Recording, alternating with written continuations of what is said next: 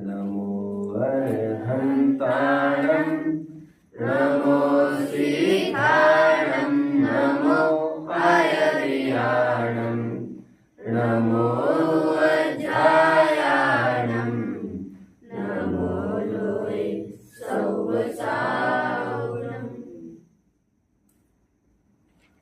मोक्षार्थियों, एक आदमी ने रेखा क्या खींच दी, वो हमारे लिए बन जाती है पत्थर की लकीर। और यदि उस व्यक्ति को समाज में विद्वान के नाम से पुकारा जाता हो, तब तो कहना ही क्या, बाबा वाक्यम प्रमाणम। वो जो सब कुछ करे वो सब ठीक है, वही आगम है और वही सर्वज्ञ हमें दिखने लगते हैं। बट ये परंपरा ठीक नहीं है। मुझे याद आता है, बहुत समय पहले एक विद्वान हुए थे, ऐसा लोग कहते हैं, फलाने को कहा जाता था पहले जमाने में। वे प्रवचनों में यह कहते थे कि प्रवचन में आने वालों को सोना नहीं चाहिए, नींद नहीं लेनी चाहिए। ये तो मैं भी कहता हूं, ये तो सभी विद्वान कहते हैं, ये तो समझदार सभी मानते समझते भी है। बट वे कहते थे भले ही घर से 2 कप 3 कप चाय पी कर आओ, लेकिन प्रवचन में नहीं सोना चाहिए। अब वे क्या करते थे मुझे कुछ लेना देना नहीं है, लेकिन धड़ल्ले से देखने में आता है विद्वान आजकल के उनको कोट करते रहते हैं।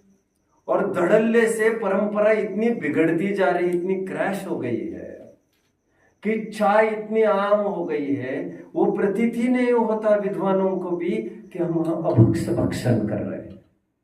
समय जब मिलेगा, और मिला है कभी, तो मैंने 5 अभक्ष उसमें सिद्ध किए।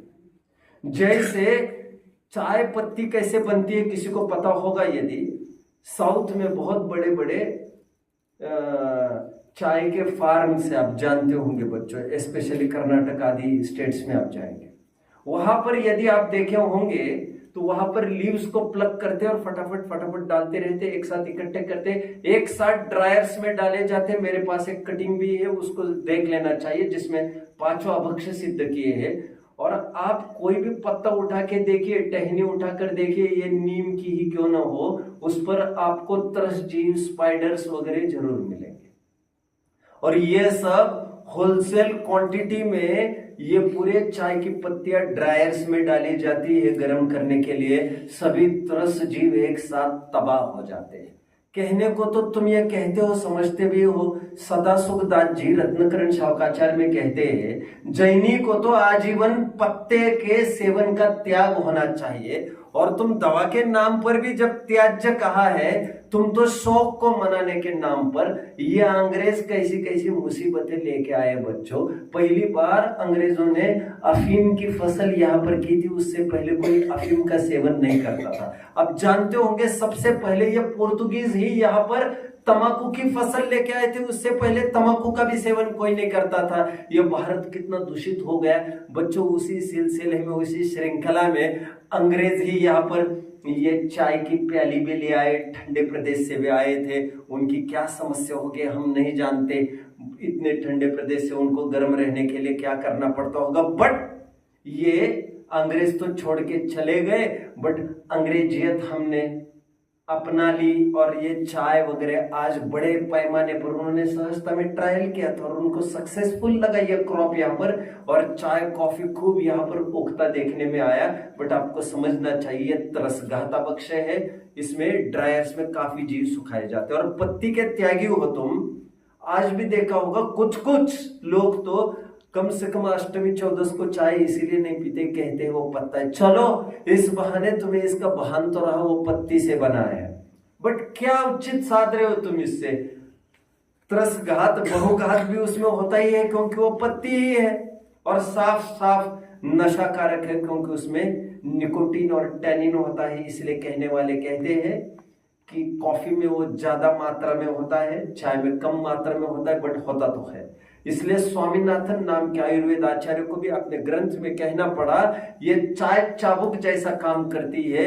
एक उतने समय के लिए आपको चार्ज कर देती है, फिर ढीला कर देती है। और चाय के आदतन लोगों को आप लोगों ने देखा होगा, और कुछ देखे ना देखे, पहला प्रश्न पूछते भैया चाय मिलेगी?